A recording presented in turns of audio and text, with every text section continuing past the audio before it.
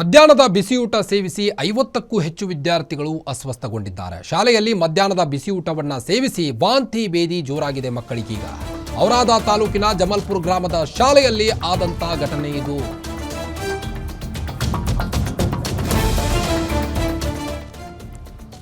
ಈ ಬಿಸಿಯೂಟದ ಸಮಸ್ಯೆ ಈಗಿನದಲ್ಲ, ಇದು ಮೊದಲಿಂದಲೂ ಬಂದಿದೆ. ಮಧ್ಯಾಹ್ನದ ಬಿಸಿಯೂಟ ಸೇವಿಸಿ ಈಗ 50ಕ್ಕೂ ಹೆಚ್ಚು ವಿದ್ಯಾರ್ಥಿಗಳು ಅಸ್ವಸ್ಥಗೊಂಡಿದ್ದಾರೆ. ಪ್ರತಿ ಬಾರಿನೂ ಮಧ್ಯಾಹ್ನದ ಬಿಸಿ ಊಟದಲ್ಲಿ ಹಲ್ಲಿಯಾದರೂ ಬಿದ್ದಿರುತ್ತೆ, ಏನಾದರೂ ಒಂದು ಹಾಗೆ ಆಗಿರುತ್ತೆ. ಬಿಸಿ ಊಟದಲ್ಲಿ 50ಕ್ಕೂ ಹೆಚ್ಚು ವಿದ್ಯಾರ್ಥಿಗಳೀಗ ಅಸ್ವಸ್ಥಗೊಂಡಿದ್ದಾರೆ. ಔರಾದ್ ತಾಲೂಕಿನ ಜಮಲ್ಪುರ ಗ್ರಾಮದ ಶಾಲೆಯಲ್ಲಿ ಆದಂಥ ಘಟನೆ ಇದು. ಬೀದರ್ ಜಿಲ್ಲೆಯ ಔರಾದ್ ತಾಲೂಕಿನ ಜಮಲ್ಪುರ ಗ್ರಾಮ.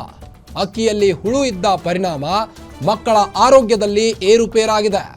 ಔರಾದ್ ತಾಲೂಕಿನಲ್ಲಿ ಚಿಕಿತ್ಸೆ ಪಡೆಯುತ್ತಿರುವಂಥ ಶಾಲಾ ಮಕ್ಕಳೀಗ ಆಸ್ಪತ್ರೆಗೆ ತಹಶೀಲ್ದಾರ್, ಕ್ಷೇತ್ರ ಶಿಕ್ಷಣಾಧಿಕಾರಿಗಳು ಭೇಟಿ ನೀಡಿದ್ದಾರೆ.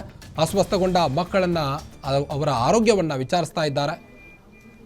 ನೀವು ದೃಶ್ಯದಲ್ಲಿ ಗಮನಿಸಬಹುದು, ಶಾಲೆಯಲ್ಲಿ ಮಧ್ಯಾಹ್ನದ ಬಿಸಿ ಊಟವನ್ನು ಸೇವಿಸಿ ವಾಂತಿ ಭೇದಿಯಿಂದ ಆಸ್ಪತ್ರೆಗೆ ಅಡ್ಮಿಟ್ ಮಾಡಲಾಗಿದೆ. ಈಗ ಮಕ್ಕಳನ್ನು ಅವರನ್ನು ವಿಚಾರಿಸಲಿಕ್ಕೆ ಅಲ್ಲಿಯ ತಹಶೀಲ್ದಾರ್ ಅವರು ಆಗಮಿಸಿದ್ದಾರೆ.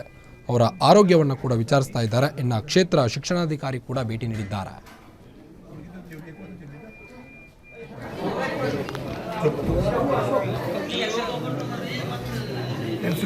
सर